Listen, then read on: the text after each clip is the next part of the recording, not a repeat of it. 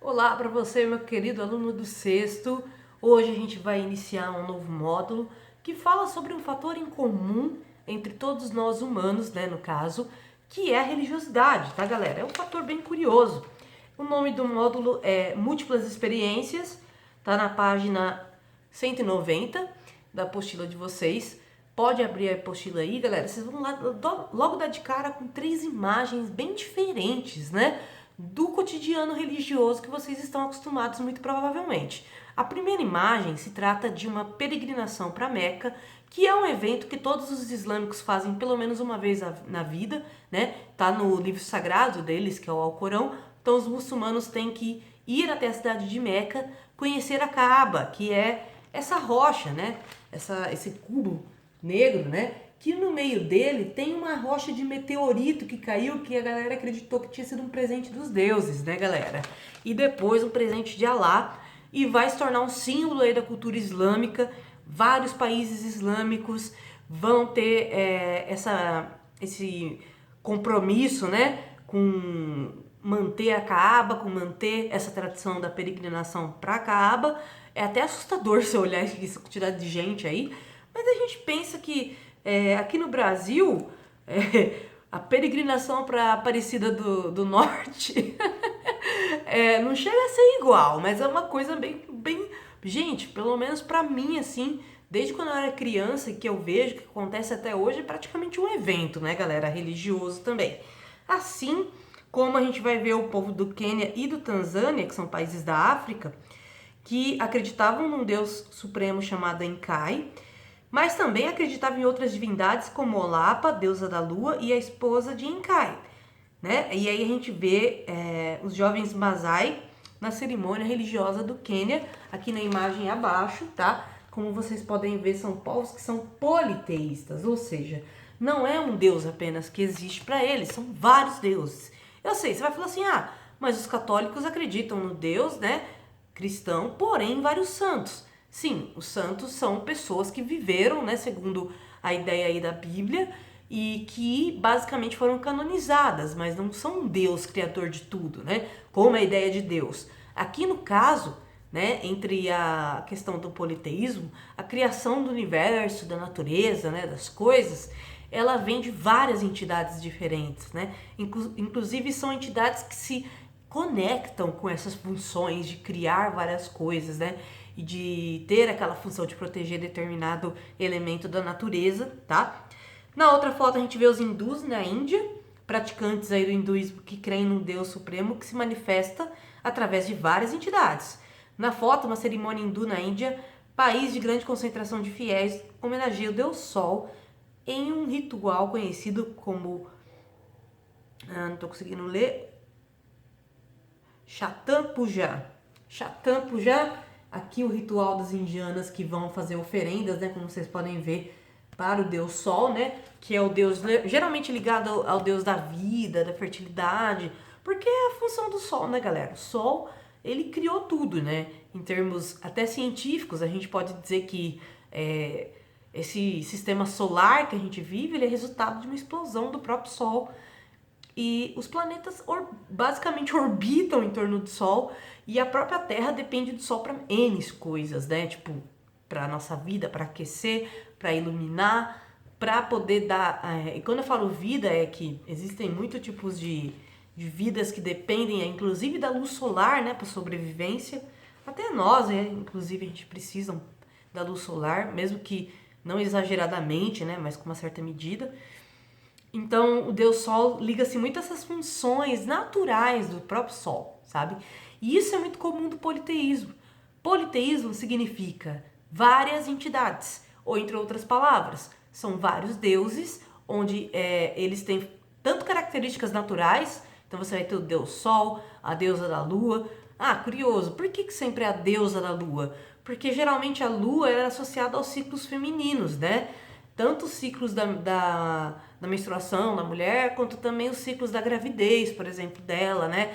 Então, geralmente, as entidades ligadas à lua, nas religiosidades politeístas, muitas vezes são entidades femininas, né? Assim como o sol, muitas vezes, foi associado a entidades masculinas como uma forma de polarizar, né? Falar que A noite seria pertencer a essa entidade feminina, enquanto o dia, aquela entidade mais masculina, né? Que é o sol, como na mitologia grega, por exemplo, é o deus Apolo, que eles acreditavam que o sol era carregado por uma carruagem, né? Do Apolo. E esse deus que foi associado à beleza, né? A tudo que é de bom, ele também tinha esse papel de puxar o sol. Imagina que papel é esse, né? Num carro da época com seus cavalos, que só podia ser cavalo de meteoro, né, galera? Não sei.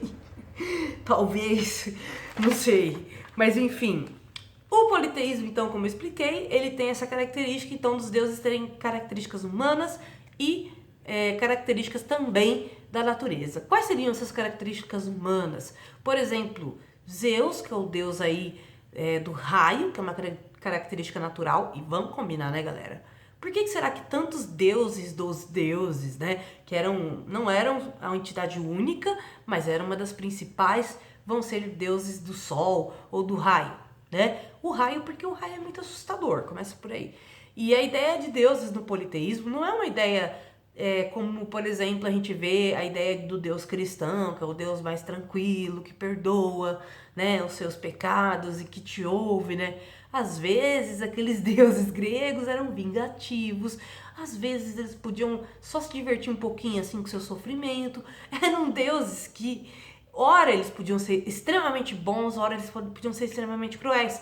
Então, por exemplo, assim como o raio foi bom pra gente quando a gente não dominava o fogo, então onde caía o raio e tinha fogo, de certa maneira a gente conseguia utilizar aquele fogo, né? A gente conseguia se manter um pouco com ele. Ele era péssimo, porque é assustador, pode matar alguém, né? Pode matar as pessoas, pode causar um trauma nelas, né? Pode queimar toda uma plantação, enfim.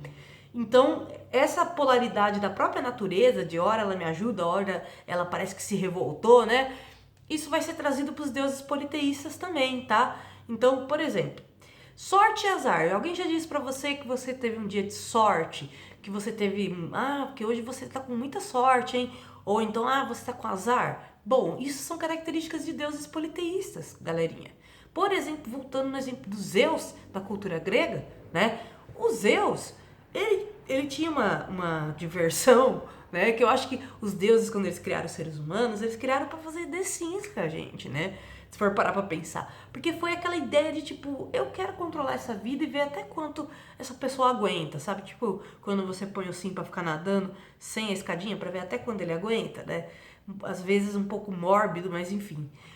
E aí, Zeus, ele tinha a capacidade de te pôr no cálice de sorte dele, né? Que era mergulhar você no cálice de sorte, então você ia ter sorte com tudo que você cruzasse no seu caminho, era bom sinal, sabe? Assim como ele podia te mergulhar no cálice de azar, que aí era um mau presságio atrás de mau presságio, né?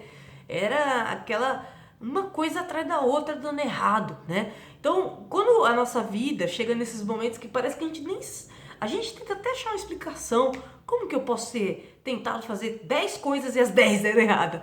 Isso só tem uma explicação. Tô mergulhado no cálice de azar. Só pode ser isso, né? E daí que vem essa expressão azar, daí que vem a expressão de sorte, né? Que são coisas... Sorte é quando os deuses gostam de você, fazem carinho lá em você, te ajudam com as coisas, te ajudam com aquela prova, sabe? Fala, meu Deus, me ajuda com isso, ele vai lá e te dá uma mão, sabe? Agora, por exemplo, quando esse Deus pode estar revoltado com você porque você foi arrogante com ele, porque você fez algo que ofendeu a ele, aí você pode esperar, porque diferente do Deus cristão que perdoa, os deuses politeístas não perdoam, não. Até porque, por exemplo, no sentido de justiça, como por exemplo Xangô, né, na cultura do candomblé, representa, a justiça muitas vezes vai contrariar a vontade da pessoa, né? Às vezes a pessoa nem percebe que está cometendo uma injustiça. Então aquela questão, inclusive Xangô também é deus do raio, né? Então dá para vocês verem o paralelo da cultura do candomblé, que é uma cultura brasileira de matriz africana, né, e uma matriz antiguíssima da África, fazendo um paralelo com a cultura grega também antiga, né, e que tinham deuses que personificavam valores até semelhantes, né, galera? Então, o politeísmo tem muitas essas características.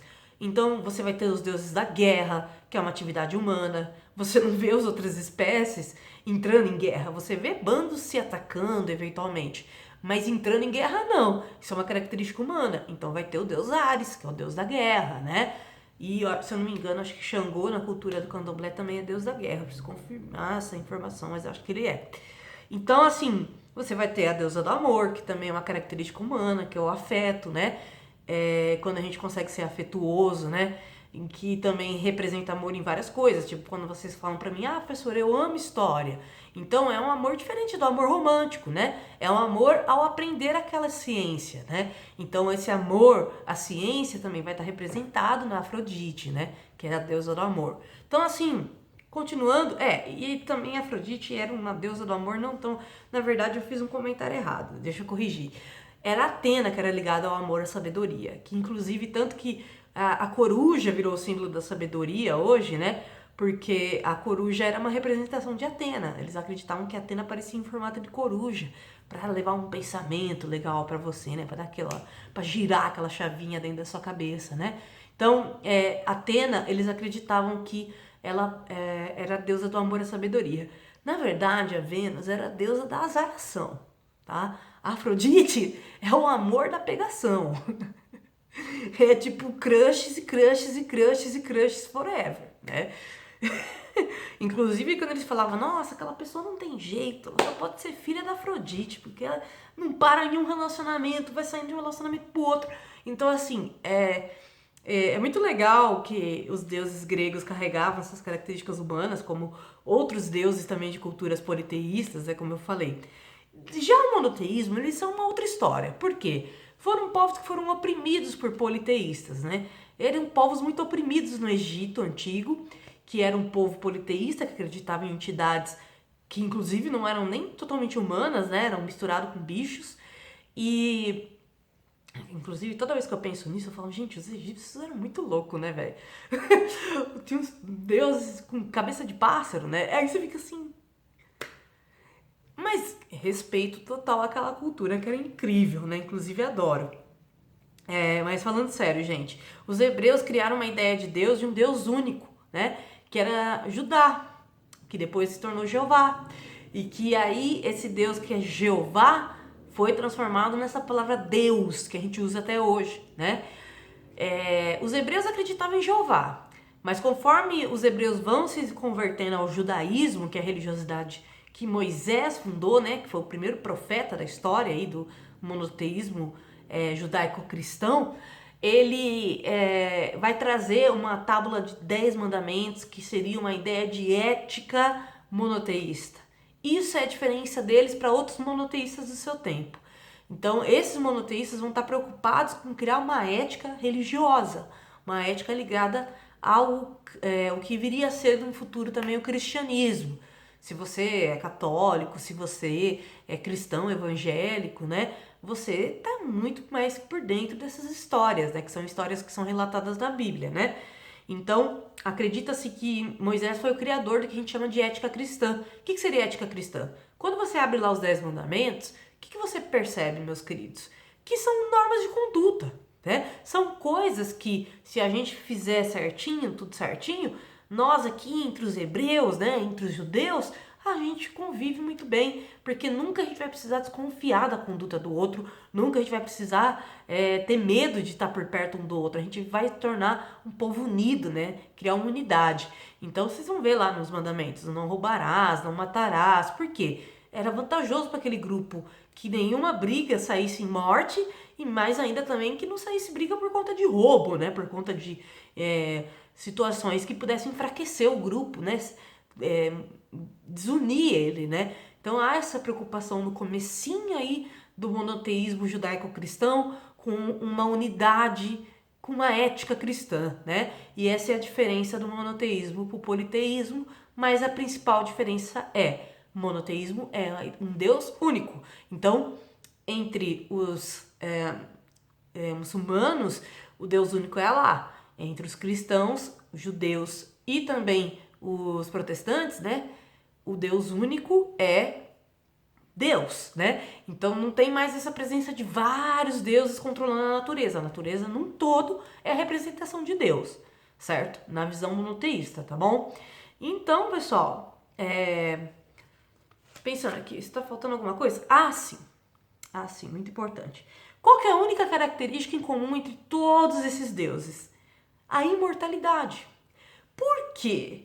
Que apesar das religiões terem mudado muito ao longo da história, embora até hoje existam politeístas, como a gente viu no começo da aula, né? Mas cada sociedade criou sua relação, né, com a vida, religiosamente falando, diferente. Por que que o ser humano, que muito diferente dos outros bichos que não estavam interessados em criar religião, por exemplo, mas a gente se interessou, qual que foi o start desse momento aí, segundo os historiadores? Segundo os historiadores, meus queridos, o start desse momento foi a nossa relação com a morte. Foi quando aquela chavinha girou dentro do cérebro humano e a gente se ligou que uma hora a gente vai morrer. E aí gerou uma curiosidade dentro do nosso espírito em pensar qual que vai ser o fim da nossa vida, né? Existe realmente um fim? Será que quando a gente morre, que o nosso corpo esfria e o nosso calor sai, esse calor não se dissipa, ou ele vai para outra instância, ou para outra realidade, né? Os gregos antigos acreditavam que existia um mundo dos mortos e um mundo dos vivos. O mundo dos mortos nunca podia visitar o mundo dos vivos, mas o mundo dos vivos também não poderia saber nada sobre o mundo dos mortos, exceto o pouco que os deuses falaram sobre, né? Então, que acabava que eram os profetas, né, de cada religião que escreviam sobre isso. Mas assim, galera, existe de fato outra vida ou não, né? Esse foi o questionamento do ser humano. Será que eu vou voltar, né, como uma parente da minha família em outra geração? Será que eu vou para outra instância, como uma espécie de paraíso, que aí seria como se fosse outra dimensão, né? Enfim, criou-se muitas ideias em torno disso, que acabou criando muitas visões religiosas diferentes da morte, e por isso que a gente tem tantos rituais fúnebres diferentes. Toda vez que a gente vai enterrar alguém, cada religião segue um tipo de linha de ritual fúnebre. Isso foi uma maneira simbólica da gente se relacionar com as mortes dos nossos entes queridos, das pessoas da nossa comunidade, das pessoas que são próximas da gente, seja por parentesco, por cultura, por estado, né, que seja. E foi uma maneira da gente respeitar a vida daquela pessoa. Muito louco, né? Pensar, tipo, a gente criou uma relação com a morte por respeito à vida, né? Então, a gente enterra a pessoa, a gente faz o ritual fúnebre, porque a gente sente o peso da perca daquela pessoa, né? A gente sente um pesar muito grande, né? Então a gente tem uma capacidade humana que é incrível, que é o luto, né? Que é você saber que algo acabou, que a vida de alguém acabou, né? E aí bate aquela sensação meio tristeza e tal, mas é um processo pra gente poder se relacionar entre essa coisa de viver e morrer, né? E um desses processos de se relacionar entre viver e morrer é, sem dúvida, a questão religiosa, tá, galera? Então, vocês vão fazer pra mim um exercício, é lógico, né, meus queridos, da página 193, tá? E 194. E aí a gente continua a nossa aula na quinta-feira, beleza? Espero que vocês estejam bem e até a próxima.